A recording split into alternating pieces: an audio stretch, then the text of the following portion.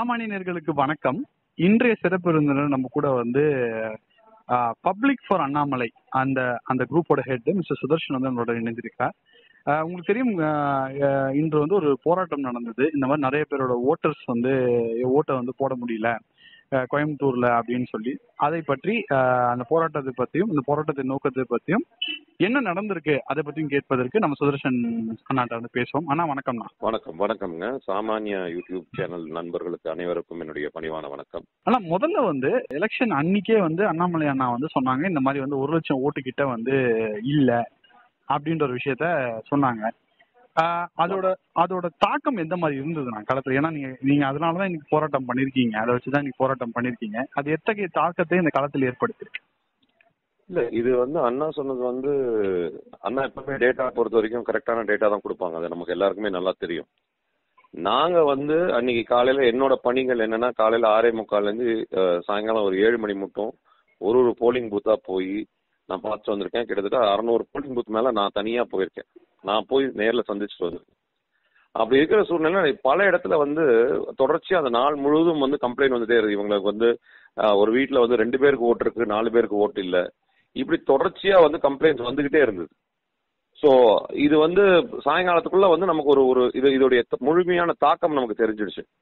அப்ப வந்து பாத்தீங்கன்னா கொத்தா இப்ப பாத்தீங்கன்னா கவுண்டம்பாளையத்தை பாத்தீங்கன்னா 1300 சொச்சம் ஓட்டு இருந்த ஒரு பூத்துல 503 தான் இருந்தது, 530 தான் இருந்தது. கிட்டத்தட்ட 830 ஓட்டு காணோம், மறைக்கப்பட்டது.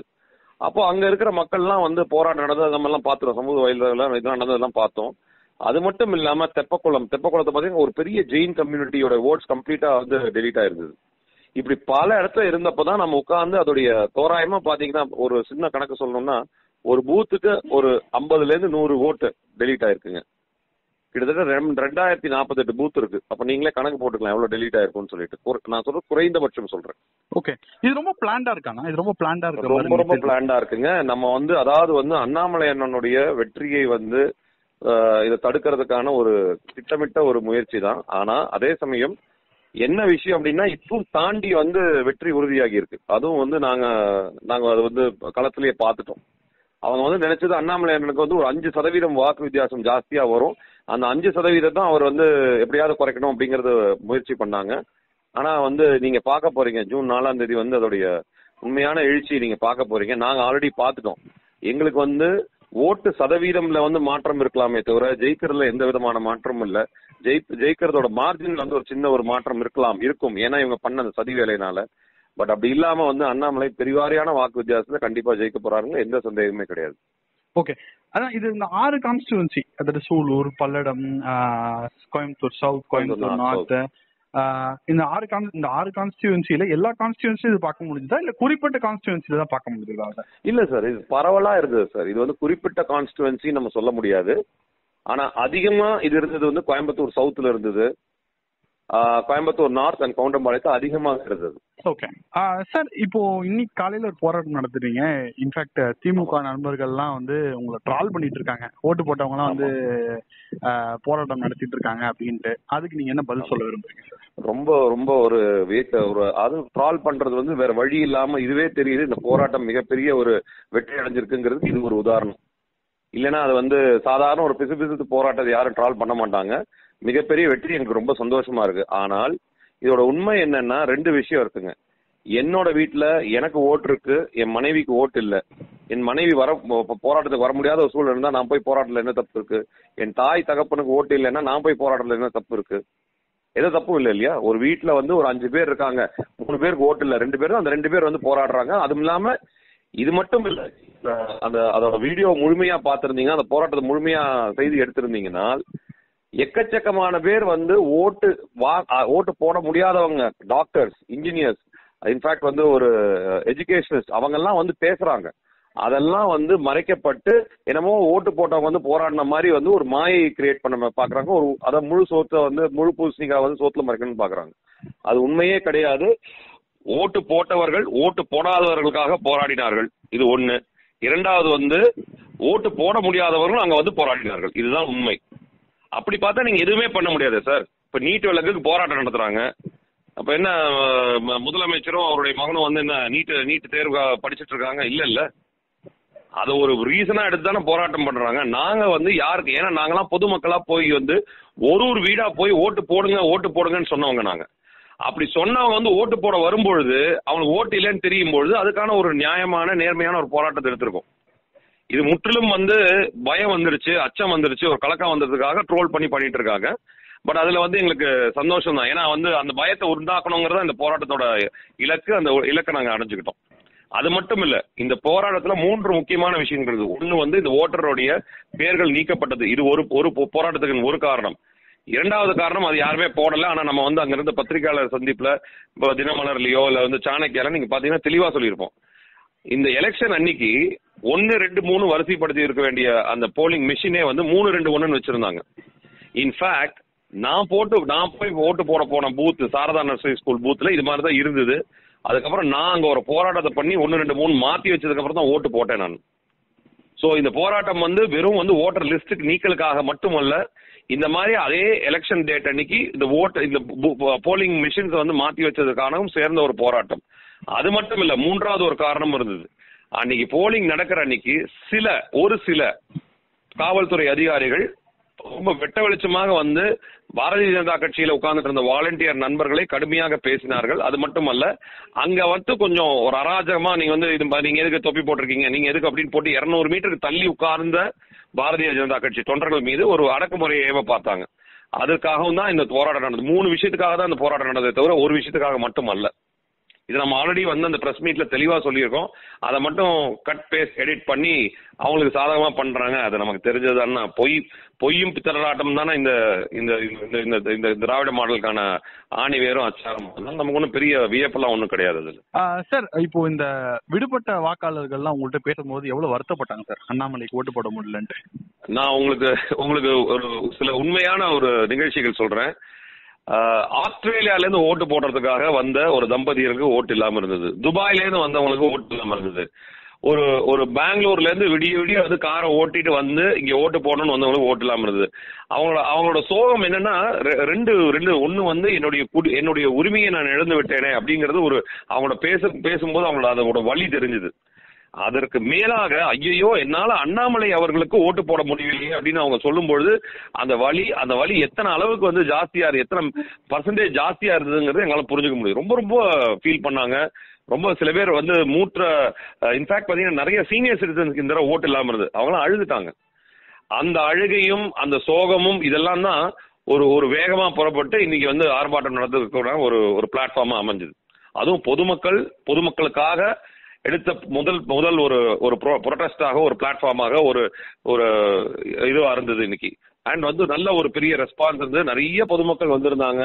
ரொம்ப தீவிரமாக அவங்களோட உணர்ச்சி மிக ஒரு போராட்டமாக இருந்தது.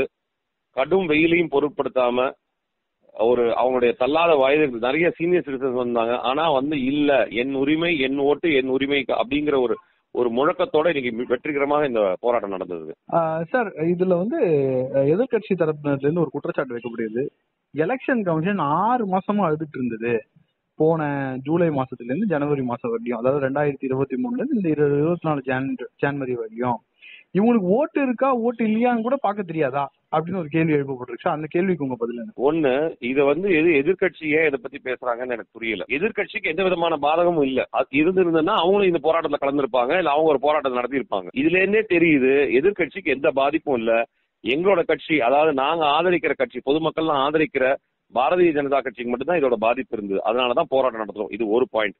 பாயிண்ட் நம்பர் 2, சார், நான் ஒரு வீட்டுல இருக்கேன் சார். என் வீட்டுல வந்து 5 பேர் இருக்காங்க. 5 பேருக்கு எனக்கு ஓட்டு இருக்கு.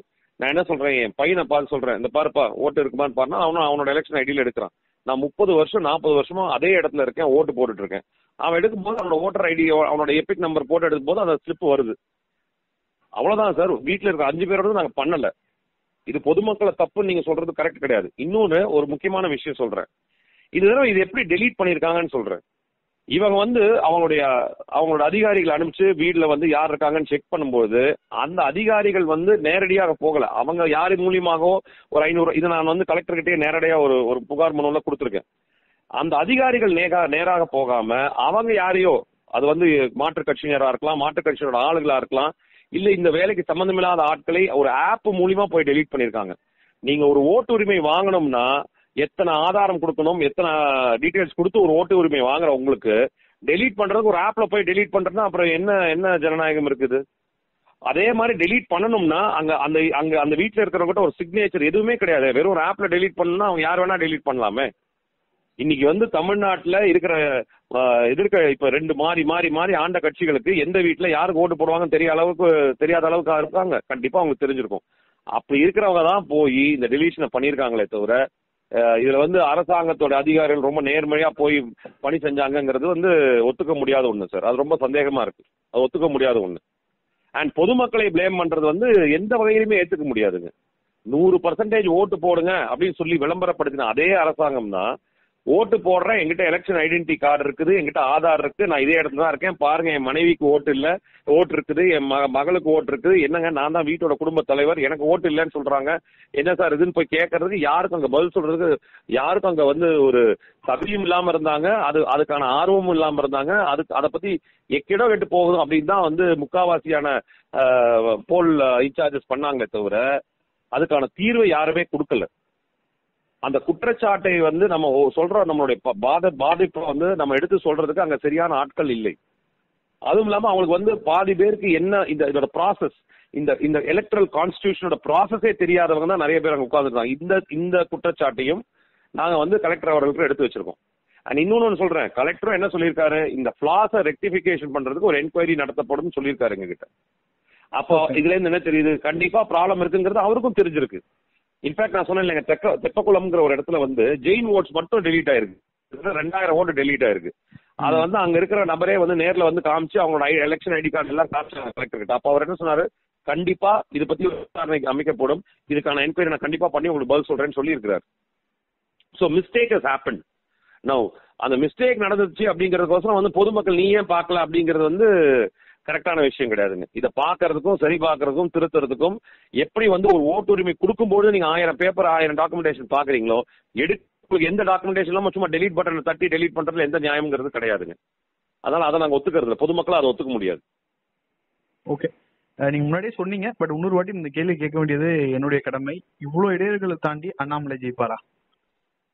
இதுல என்ன சந்தேகம் என்னங்க, இதுல எந்த சந்தேகம் இல்லை. எங்களோட விஷயம் என்னன்னா, எத்தனையோ லட்சம் ஓட்டுல ஜெயிக்க போறது இந்த மாதிரி ஒரு இடைஞ்சலை கிரியேட் பண்ணி அப்படின்னு பண்றாங்களே அப்படின்னு ஒரு ஆதங்கம் தானே தவிர நாங்க தான் தெளிவா சொல்லிட்டோம், ரீபோலிங்கே வேண்டாம் அப்படின்னு தானே சொல்லியிருக்கோம். ஏன்னா ரீபோலிங் இப்போ பயந்தாதான் ரீபோலிங் வேணும். அந்த இதுல பத்திரிகையாளர் சந்திப்புலையும் தெளிவா நீங்க டிமாண்ட் பண்றீங்களா ரீபோலிங்னு கேட்டாங்க. இல்லை, எங்களுக்கு ரீபோலிங்கான எந்த டிமாண்டும் கிடையாது. ஏன் கிடையாதுன்னா எங்களோட வெற்றி ஆல்ரெடி இறுதி செய்யப்பட்டது. இது மக்களோட வெற்றி சார். அதனால அதை மாற்றவே முடியாது யாருனாலும். மகேசனோட வெற்றி அதுவும் மாற்ற முடியாது. அதனால no repolling and Annamalai is winning 100%. எழுதி வச்சுக்கோங்க. ஜூன் 4ஆம் தேதி நீங்க கண்டிப்பா கூப்பிடுங்க. இந்த விஷயத்தை நம்ம மறுபடியும் பகிர்ந்துக்கலாம். நம்ம நிச்சயமா சார். உங்க நேரத்துக்கும் உங்க கருத்துக்கும் ரொம்ப நன்றி sir. Thank you very much sir. நன்றி, வணக்கம்.